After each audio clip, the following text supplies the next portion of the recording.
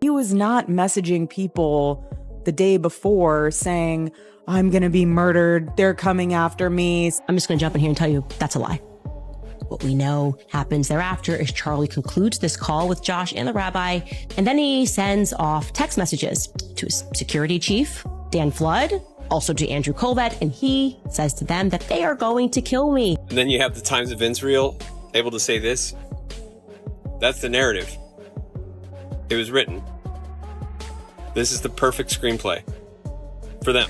Charlie Kirk's mother is finally breaking her silence after Erika was caught in yet another false claim about Charlie's final night. And this time, the proof being discussed is hard to ignore. Erika has now been called out for repeatedly changing her story about whether Charlie feared for his life. On top of that, she appears to be reshaping the narrative to make herself look like the brave protector who saw everything coming. But that's only part of the story. New details have surfaced about a dinner Erika arranged on Charlie's last night. This dinner reportedly included a Zoom call with a rabbi based in Israel. According to new claims, that call involved serious pressure on Charlie to shift his position on certain political matters. If true, it raises even more questions about what really happened in those final hours. So now the focus turns to the evidence that has come out and how Charlie's mother responded to it. Many people know that Charlie sensed that he was going to die tomorrow is an absolute fact. Why these individuals are all being quiet about that is a massive question mark. It has now been 5 months since the assassination of Charlie Kirk,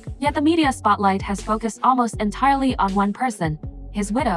Erika, headline after headline, interview after interview, formal events, photo opportunities, public appearances. Since Charlie's passing, Erika has remained highly visible, but many people are asking an important question.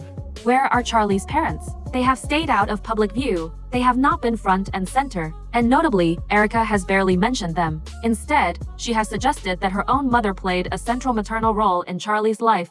According to an insider close to Charlie's mother, Catherine Kirk, the family has chosen to grieve privately. They are staying away from what feels like a media spectacle. They are mourning their son in their own way. However, what has reportedly disturbed them deeply is Erika's description of Charlie's final days. Charlie's mother believes her son was afraid, not just concerned, but genuinely frightened. And according to the insider, Charlie may also have been experiencing doubts about Erika during that time. There is even talk that Catherine Kirk may consider doing an interview with Candace Owens to explain how her son was truly feeling in the days before his death, because the bigger issue is this: why does the story keep changing? Why is Erika now denying that Charlie received threats or increased his security in the weeks leading up to September 10th? At this point, many people feel it is nearly impossible to get a consistent version of events from Erika. Each time she speaks publicly, the details shift, especially when she talks about the night before Charlie traveled to Uview. There are now several accounts of that evening, and interestingly, every version originally came from Erika herself. The first detailed account appeared on September 21st in her in-person interview with the New York Times. According to that articlian, the evening before Mr. Kirk traveled to Utah, he and his wife had dinner in the Phoenix area with a friend who was a faith leader. The purpose of the meeting was to pray over Mr. Kirk's upcoming tour of roughly 20 campuses. Both Mrs. Kirk and the friend were reportedly worried. During dinner, Mrs. Kirk urged her husband to wear a bulletproof vest. When he declined, the friend suggested he speak behind bulletproof glass. So in this version, Erika claimed she and the faith leader, whom Megyn Kelly later identified as a Catholic priest, were so concerned for Charlie's safety that they urged him to take physical precautions against a possible attack. Then, on September 23rd, Megyn Kelly shared that Erika was allegedly shaken by an article published by Jezebel that mentioned a so-called witch's curse directed at Charlie. Erika and Charlie Kirk heard about these curses, and that news genuinely rattled Erika in particular. She knew Christian teaching on the subject. She loved Charlie, absolutely. And she was scared when she heard of the curses Jezebel had called up. So much so that she and Charlie contacted a friend, who I believe she said was a Catholic priest, but definitely a friend, and asked him to come over and pray with them over Charlie the night before he was murdered. She eventually worked it through, and so did Charlie. That, as she later told me, weapons will form but not prosper. That Satan and those witches have no power. But does that explanation truly make sense? Charlie had controversial articles written about him all the time. According to Candace Owens, he never treated those kinds of pieces as real threats. So why would one article suddenly cause panic and push everyone into crisis mode? That explanation raises doubts. Now fast forward to November 22nd. During Erika's live interview with Megyn Kelly, at that point, her story changed completely. This time, Erika said she and Charlie were not afraid at all. She described September 9th as completely normal, just another typical night before one of Charlie's speaking engagements. We always knew that there were people out there that hated us with deep, deep passion of hate. But it didn't scare us. He was never afraid of that. Neither was I. Obviously, we protect our children. You know, we don't show their faces on the internet. If that was our last day, it was our last day. Like, we always lived as if it was the last day. That's why Charlie's speeches were so good.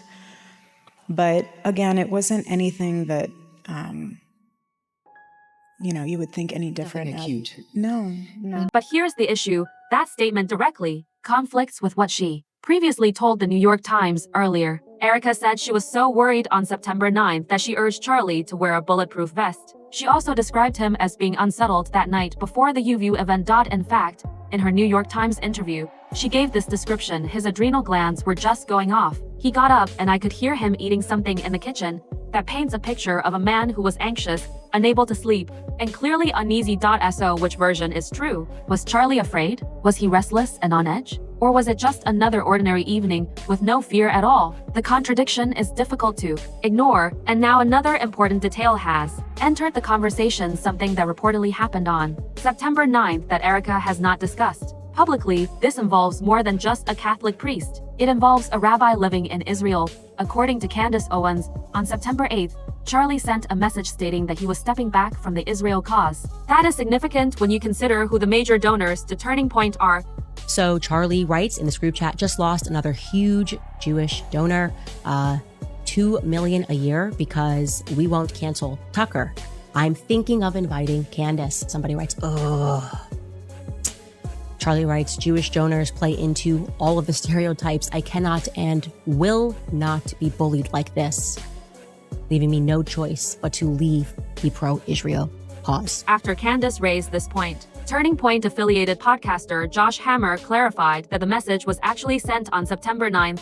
Following that exchange, Charlie allegedly participated in a Zoom call to receive advice about certain talking points. Candace Owens seized on this totally out of context screenshot of Charlie Kirk being very upset that a Jewish donor was withholding his $2 million donation. And she used this as an attempt to say, oh, Josh Hammer's lying, that Charlie Kirk remained pro-Israel until his final moments.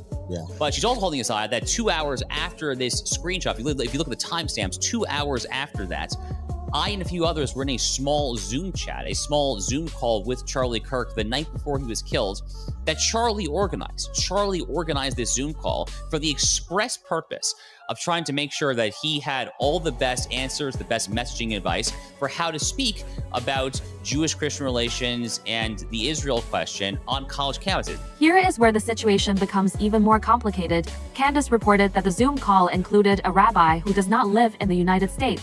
During that call, the discussion reportedly became intense. There were claims of strong pressure being applied. There were even suggestions of attempted bribery. And after that Zoom meeting, Charlie allegedly sent a message to Dan Flood and Andrew Calvert saying, "They're going to kill me." That statement changes the entire context. Okay, first and foremost, I just want to say he's so full of crap. The idea that Charlie had just gotten back from Korea and was like, oh, please help me, Josh Hammer. You're a complete idiot. Please help me learn how to speak to college students. Josh Hammer and a rabbi who lives in Israel. Like, there was nobody else available. You know what time it must have been in Israel for him to organize this call? Why is he doing it with this rabbi? Was it Wojcicki, whatever his last name is? You're not going to just call like Dennis Prager, who you're apparently writing a Shabbat Shalom book with? It seems a little suspect. So you're actually clarifying for us something that's amazing. This is a stunning admission, okay? Because we know that when Charlie got off of this phone call, he texts that evening a text message to Dan Flood and Andrew Colbert saying, they're going to kill me. If this account is accurate, then it was not an online article or so-called witches that caused concern. It was something much more serious.